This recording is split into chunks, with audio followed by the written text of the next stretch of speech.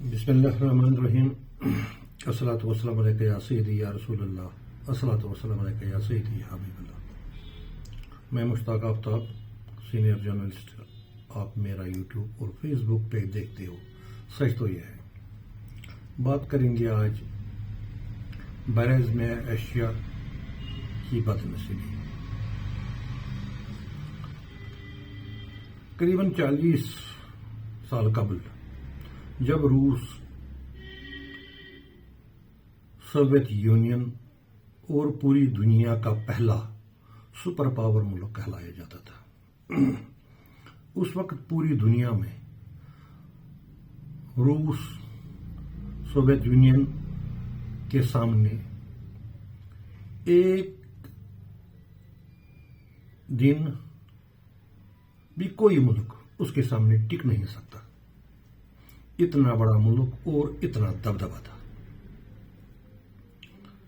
لیکن طاقت کے بعد ہوش اور حس رہنا طاقت سے بھی ضروری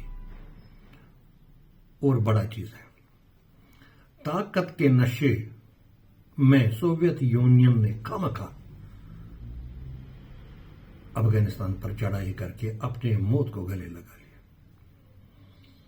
سوویت یونین کا ارادہ تھا کہ وہ افغان کو اپنی سلطنت میں ملانا تھا۔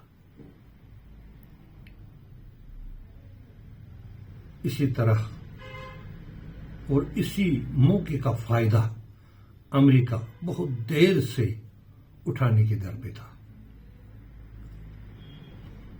سوویت یونین کے سپر پاور کی بدولت امریکہ بہادر ایشیا میں غلطی سے بھی قدم نہ رکھ سکتا تھا۔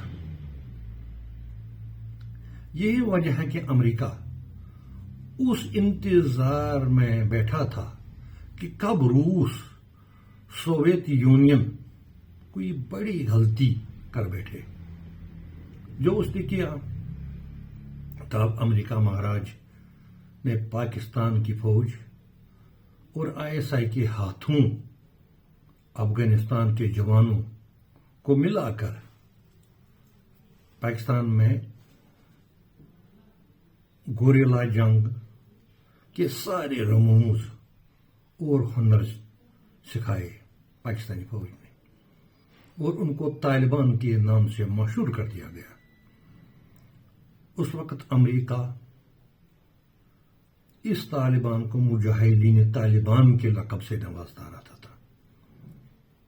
کروڑوں اور اربوں ڈالروں کا سامان لڑنے کے لیے بے شمار حکومات امریکہ طالبان کے لیے پاکستان روانہ کرتا تھا۔ یوں سمجھ لیجیے سوویت یونین کی بربادی امریکہ نے پاکستان کے ہاتھوں اور ISI کی بدولت کروائی تھی۔ ہزاروں افغان بے باشندوں کو ہی نہیں بلکہ ہزاروں سوویت یونین کے فوجوں کو ازجان ہونا پڑا، اور بعد میں سوویت یونین ہر طرف کمزور اور لاچار ہو کر افغانستان سے بھاگ نکلا۔ اس طرح سے سوویت یونین کو امریکہ نے ٹکڑوں میں بانٹ کر روس بنایا اور خود کو سپر پاور، باہوبلی، مہابلی اور دنیا کا طاقتور خاقان بنا دیا ہے۔ یہ حالت روس کے سپر پاور اور سوویت یونین کا شیرازہ بکھرنے سے صرف روس کو ہی نہیں نقصان ہوا، بلکہ پورے براعظم ایشیا آج تک یہ کے بعد دیگر سزائیں بھگت رہا ہے جو ہمارے سامنے ہے۔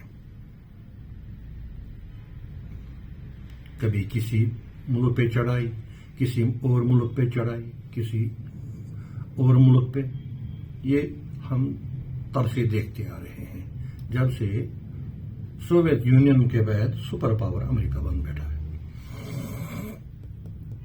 یہ سب روس کی ایک غلطی کی بدولت اور اس کے بعد پاکستان کی مہربانیوں کی بدولت ہو رہا ہے. اتنا بڑا طاقتور ملک روس نے کیوں نہ سوچا جب پاکستان کے فوج اور ISI نے پوری دنیا سے کہا کہ ہم روس کو امریکہ کی مدد سے ہرائیں گے.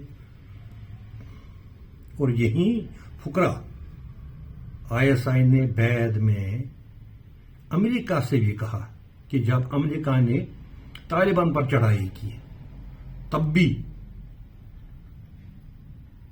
ISI نے یہی کہا کہ ہم روس کو امریکہ کے ہی سامان سے ہرائیں گے. اور ایسا ہی ہوا بھی. امریکہ کے سامان سے، امریکہ کے پیسوں سے ہی ہرایا گیا ہے. افغانستان میں دم دبا کے بھاگ گیا. اور وہی ہوا بھی. امریکہ اور ناٹو قریباً 35 نیٹو پاور ممالک کو بے آبرو ہو کر افغانستان سے بھاگنا پڑا. اب رہی بات افغانیوں کی، جس پاکستان نے ان کو یہاں تک پہنچایا. روس اور امریکہ جیسی سپر پاوروں کو افغان پر قبضہ جمانے سے باز رکھا.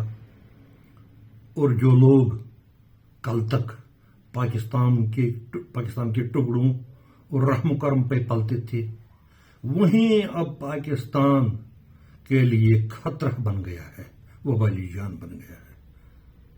پچھلے 1 مہینے سے پاکستان نے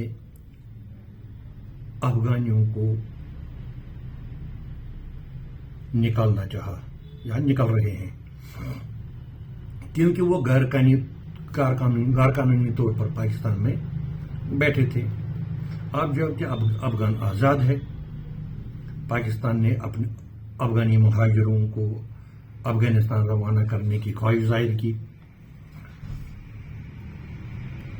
اور اب پاکستان نے افغانی مہاجروں کو افغانستان دھکیلنا شروع کر دیا. اس پر کافی بڑی دھمکی کل پاکستان کو مل چکی ہے. اور ایسا لگتا ہے کہ پاکستان کو اب اپنے کیے پہ پچھتانا پڑے گا اور لینے کے دینے پڑیں گے. آئے روز پچھلے قریباً 2 سالوں سے افغانستان کبھی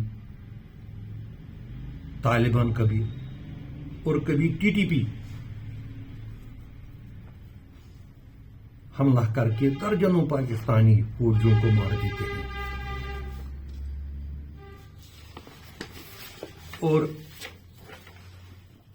نوبت یہاں تک آ پہنچی کہ طالبان کے ایک کمانڈر نے کل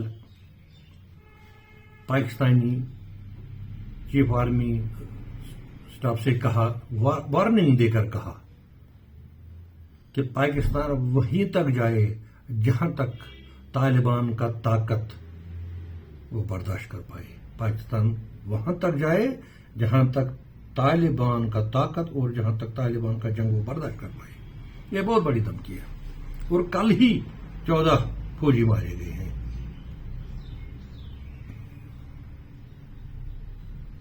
یہ پاکستان کی بدولت ہو رہا ہے. کاش پاکستان نے امریکہ کا ساتھ نہ دیا ہوتا. کاش روس اس وقت افغانستان پر چڑھائی نہ کرتا. پوری ایشیا کو یہ دن نہ دیکھنے پڑی آج، جو کچھ سہنا پڑتا ہے آج. کبھی بوسنیا، کبھی عراق، کبھی ایران، اب فلسطین، اس کے بعد ایران، اور اس کے بعد خود بھی پاکستان. یہ دن نہ دیکھنا پڑے. کاش پاکستان نے ایسی غلطی نہ کی ہوتی. ایشیا کی سپر پاور سوویت یونین کو ٹکڑے ٹکڑے نہ کیے ہوتے. آج یہ دن ہم کو دیکھنا نہ پڑے. بہرحال یہ تو ہونا ہی تھا. ہونے کو کون روکتا. ایک دفعہ ایک جلالی بزرگ نے ایک کچڑے میں سانپ کے ایک بچہ کو بوجہ سردی نیم جان پا کر اپنے دستار میں رکھا. ذکر الہی سے اس سانپ کے بچوں کو گرمی ہوئی اور دوبارہ جان میں جان آ گیا.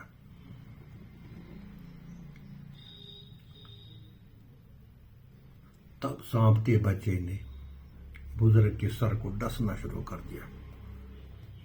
زخم تو لگ جاتا ہے، چلو بزرگ کو کچھ نہیں ہوتا، تکلیف تو نہیں ہوتا ہے، مگر کچھ نہ کچھ تو ہوتا ہی ہے. بزرگ نے اس سانپ کے بچوں کو نیچے اتارا اور کہا، اے سانپ، اے اللہ کے مخلوق، مجھے یہ بتائیے، میں نے آپ پر رحم کیا، میں نے آپ کو دستگیری کی، میں نے آپ کو دوبارہ جان میں جان ڈال دیا ذکر الہی سے، یہ آپ نے کیا کیا؟ مجھے کیوں تکلیف دیا؟ تب سانپ کے بچے کو زبان آئی اور بزرگ سے عرض کرنے لگا، اے پیر طریقت، سچ ہے آپ نے مجھے دستگیری کی، آپ نے مجھے بچایا، آپ نے مجھے رحم و کرم کیا، یہ سچ ہے. مگر اے بزرگ، میری خصلت تو کاٹنا ہے، میری خصلت تو تکلیف دینا ہے، میری خصلت تو کچھ اور ہے. آپ یہ کیوں نہیں سوچتے ہو؟ سوچنے کی بات ہے.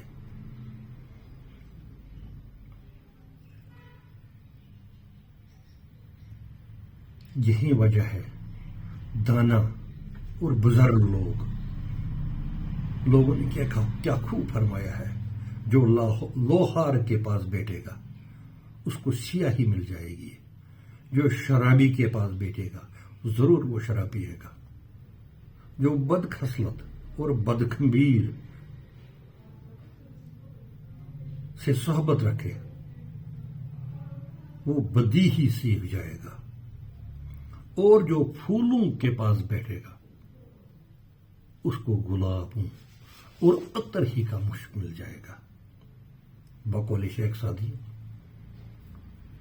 ایک شعر میں فرماتا ہے، بگفتہ مان گلے ناچیز بودم ولیکن مدت باغل نشستم، زمانہ ہم نشی درمن اثر کر وگرنہ من ہم کھاکن کیستم. ایک دفعہ شیخ سعدی ایک حمام